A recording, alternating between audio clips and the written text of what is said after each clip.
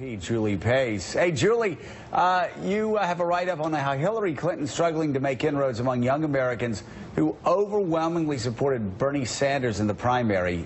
Numbers are pretty staggering. 54% of voters who are 18 to 30 have an unfavorable view of Hillary Clinton. And the Jen Ford poll from the University of Chicago and the AP NORC Center for Public Affairs Research. That includes 68% of young white voters, 42% of Hispanic voters, and 38% of Asian American voters. Clinton gets 38% of the youth vote, while 22% prefer somebody else, 17% say Donald Trump, and 16% say they won't vote. You look at those numbers, boy, Julie, it is none of the above, isn't it?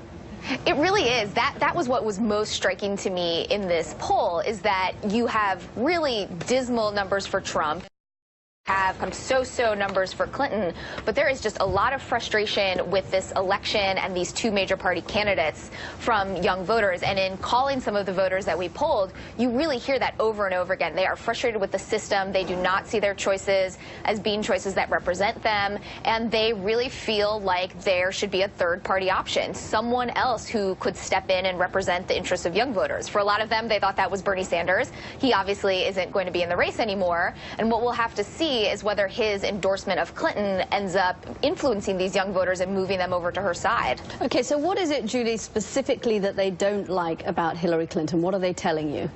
One of the big things, and this really won't come as a huge surprise, is they just do not find her honest and trustworthy. They don't believe that she's straightforward. They believe that she is part of the same establishment political system that, as I said, they don't feel represents their interests right now. And so she can take away from this some good news, which is that they just believe that Donald Trump is so outside of the mainstream of their lives that they could never vote for him. But she's really struggling still to give young voters a proactive reason to come out and support her. That's not just about opposing Donald Trump.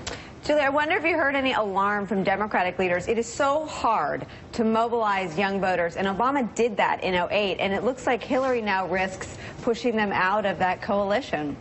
Absolutely. I mean, you were talking earlier about both Trump and Clinton needing to put together coalitions of voters to put them over the top. And young voters were so crucial to Obama's coalition. He won 66% of young voters in 2008, 60% in 2012. And I remember going out to places like University of Wisconsin, where the Obama campaign would literally be driving around campus in golf carts, getting young people to go early vote, to go sign up to register to vote. It's an enormous effort.